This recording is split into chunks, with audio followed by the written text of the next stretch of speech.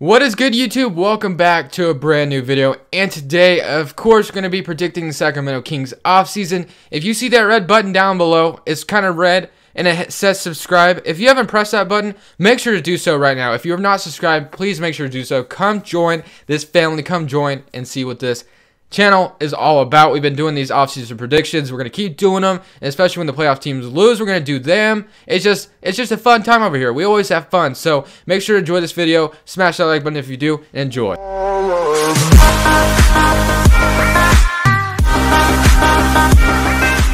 Getting into the goals for the Sacramento Kings, we're going to be trading the veterans on this team. This team just...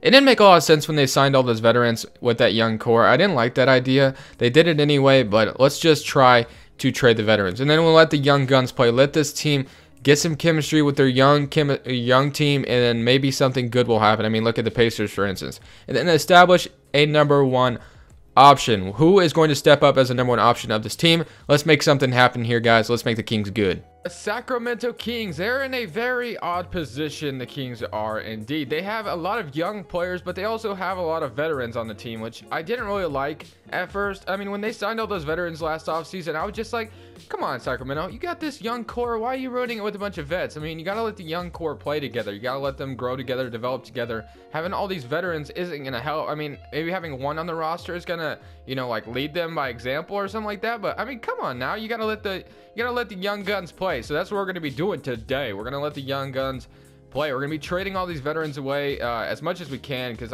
obviously some of them aren't on the best contracts that, you know, teams would want to take on. I'm not even sure if the Kings have their pick or not.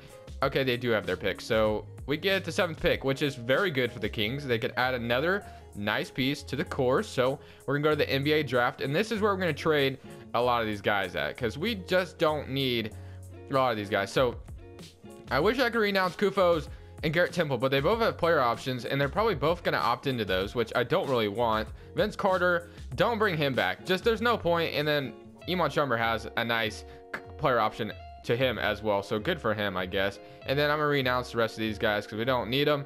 And then we have about 29 mil in cap space until Iman Shumpert, Kufos, and Garrett Temple all accept their player options, which is going to be annoying, but whatever, I got to deal with it. So if there's anybody on this roster I really want to trade, it's Zach Randolph. Where is the man? Oh wait, does he have a... Where did Zach Oh, did he retire? Oh, he probably retired. You know, I could see that happening. So I guess we don't have to deal with his contract either. So Zach Randolph retires, and then yeah, so I guess Zach Randolph retired. We don't have to deal with him, and then yeah, so we don't really got to deal with anything else. So now let's just go in the NBA draft. That kind of threw me off. Sorry, that threw me through a loop. I didn't expect him to retire. But let's go in to this NBA draft, and let's take someone good at the 7th pick. So there's not much left. I mean, there's Miles Bridges, there's Mohamed Bamba, there's Gary Trent Jr., and then there's Robert Williams. Trae Young is still here, but they don't need Trae Young. They already got De'Aaron Fox and Buddy Hield. So I'm going to take Mikal Bridges here at the small forward position. I think that makes the most sense. The Kings definitely needed a forward, so I like that idea. Get them another forward, because they got Bogdan already there, and then now we got Mikal Bridges as well with him. So from Villanova, we didn't take his brother this time. We always get Miles Bridges, but this time we got Mikal, so pretty darn cool if you ask me. And then let's go ahead and go through the rest of this offseason. Let's make this team really good. Isaac Bonga as well. I'll go ahead and sign him. And then player options, of course, all 3 of them accepted their player options. That is wonderful. Thank you guys so much for getting rid of my cap. All right, qualifying offers, none. And then moratorium today. So let me see how much money I have left. I have 33 mil in cap space left, because realistically, guys, these players aren't going to be able to be traded. I mean, you can maybe trade Kufos and Temple, but I mean, they're all on 1-year deals, so I guess you could potentially trade them all, and then we would have a lot more cap space to work with. So I mean, let's see what this team really needs. So we got De'Aaron Fox at the point guard position. Buddy Hield's going to start. I love Frank Mason as a backup, and I think they should give him more opportunities, so I'm going to let him be. And then Bogdan Bogdanovic, Miles Bridges, Isaac Bonga, Justin Jackson, Scal Lipissier, and then Willie Cauley-Stein. I'm cool with him starting. And then you have Harry Giles still. So maybe the weakest spot on this team is the power forward position, which you could potentially address this offseason with maybe going out and getting Aaron Gordon or Jabari Parker, which could be something you could do, or even Julius Randle even. Ideally, you would like a guy that can stretch the floor, because I don't think Willie Cauley-Stein can shoot threes. He cannot. So you would like a guy that can stretch the floor to make this team spacing a little bit better. Well, let's go ahead and see if we can grab one of these power forwards. Aaron Gordon can stretch the floor. So let's go ahead, throw him a contract. Let's see if we can take him from the Orlando Magic. I seriously doubt it. Power forwards, let's go Jabari Parker as well. Let's see if we can take him. And then one more power forward, Julius Randle. I don't want to take Chris Bosh. That doesn't make a lot of sense. Derek Favors, I guess. Michael Beasley. Montrezl Harrell. I'm not a big fan of that. So we got Aaron Gordon and Jabari Parker. Which one? Let's try to get Aaron Gordon. Have decided, and yeah, so I just messed out on both those guys. So that kind of sucks. And then I guess you could maybe grab Julius Randle, 23 years old. That would make some sense for the Kings. At the same time, it wouldn't, because he just doesn't stretch the floor all that much. I mean, could you potentially start Mikal Bridges at the power forward position? He's 6'7". I'm not sure if you would really want to do that. Skal Labissiere, 6'11". Yeah, and actually, Skal can kind of shoot threes, so I don't know, man. This team is it's definitely interesting. You got a lot of veterans that just don't really need to be here, but they're there anyway. But I do like where this team is heading. They do have a lot of nice young pieces, so I guess we can address some of the backups. I mean, power forwards, I don't know. Julius Randle would be nice. I guess I'll go after Julius Randle, because it wouldn't be a bad pickup for the Kings at all. So let's go get Julius Randle, and then Dick Favors would be cool as well, but I'm not going to do that.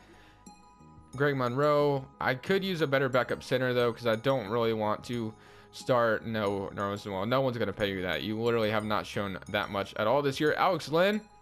That wouldn't be a bad signing. Julius Randle and Alex Len. Okay, that's fine.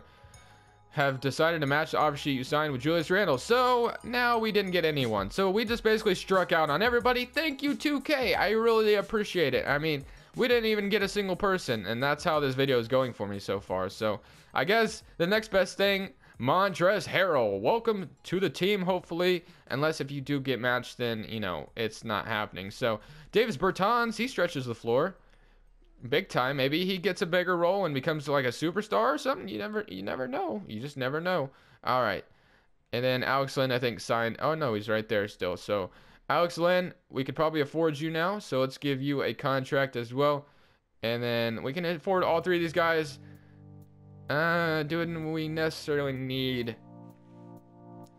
we don't necessarily need Montrezl Harrell and Davis Bertans. I guess I'll take Montrezl Harrell instead because he's better. But Davis Bertans does stretch the floor a little bit more. Decisions. I'll take them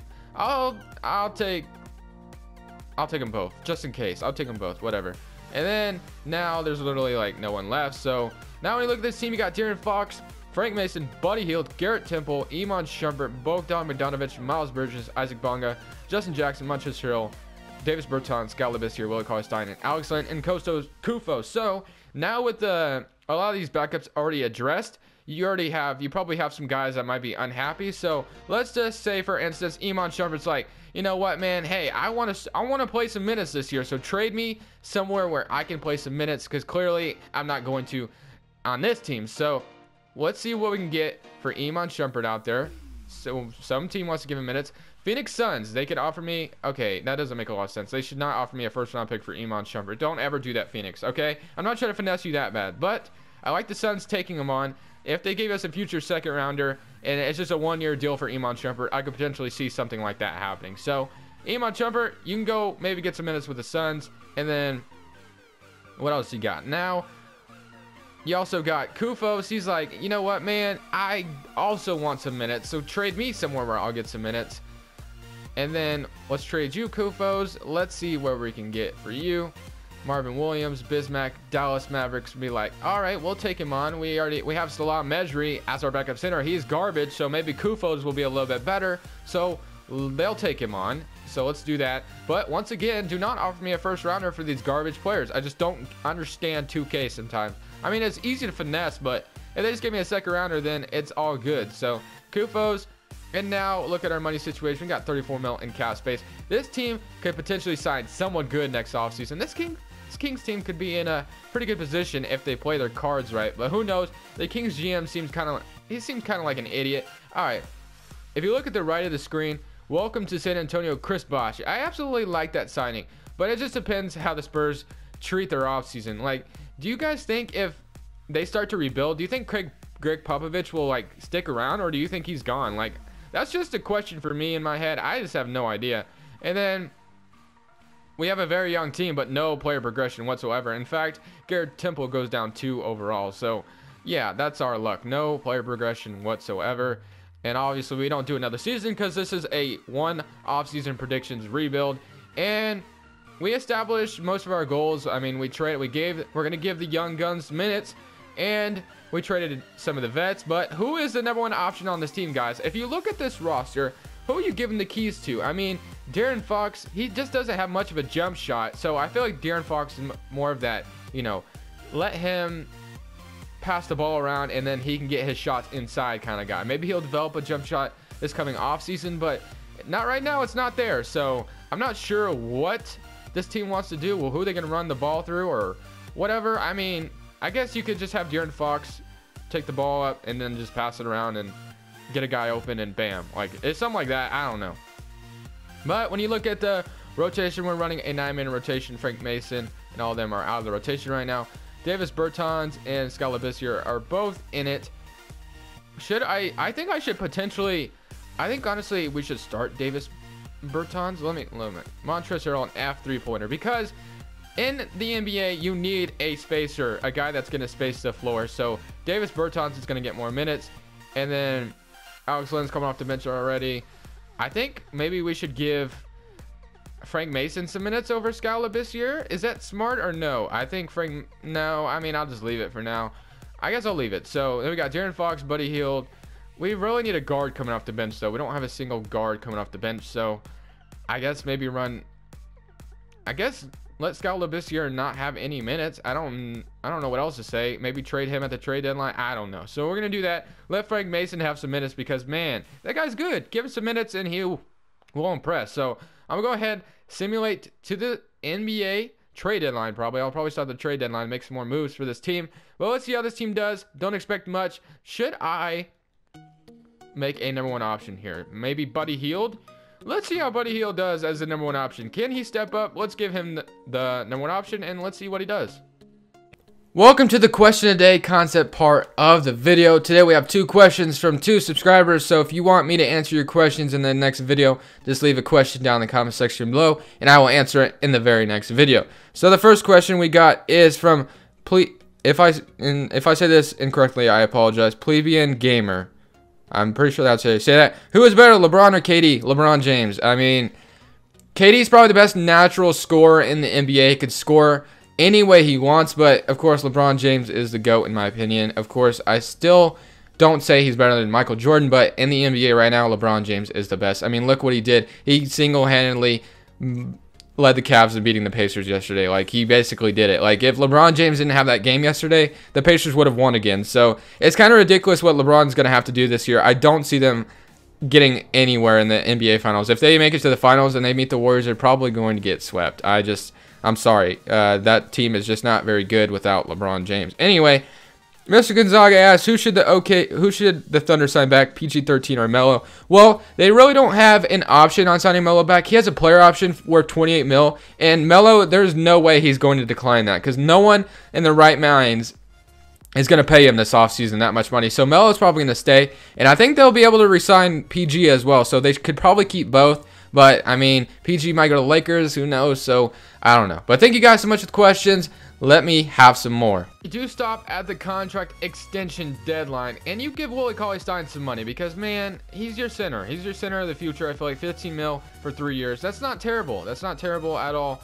Garrett Temple, absolutely freaking not. Just stop. Just stop. Stop playing yourself. So, let's go ahead. Continue the simulation. Let's see how this team finishes out. Guys, but at the end of the season, if there is a bright spot for the Sacramento Kings team, Buddy Hield wins most improved player, 21.5 points per game, 43% from the field and 39% from the 3. You could call it a fluke if you want because, I mean, there's no one else on this team that can really score right now. So, I mean, I kind of expect De'Aaron Fox to work on his jump shot in the offseason, though. I think he's realizing that you definitely need a jump shot. But, guys, remember, this was not a rebuild. This was predicting the Kings offseason, all right? So, don't go ahead, don't start roasting me in the comment section and be like, you didn't even do anything, you suck, like why did you make them 16 and 66? This is exactly where the Kings might be next season, unless if they do, you know, go out and maybe make some spot shinings, which I couldn't have. I tried, but it just didn't work out. So other than that, guys, thank you guys so much for watching. Leave a like if you did enjoy. Thank you guys again. And that's the end of the video. Thank you guys so much for watching once again. I know I say that a lot, but you guys are truly the best. Like, I wake up and you guys literally make my day, like, every day, because you guys watch my videos, click on every day just to watch what I create. It's so awesome. Thank you guys. This is Crushables. I appreciate you guys so much. Hit that subscribe button if you haven't already. Leave a like if you did enjoy. Blah, blah, blah. And I'm saying peace. Have a good day. Later, guys.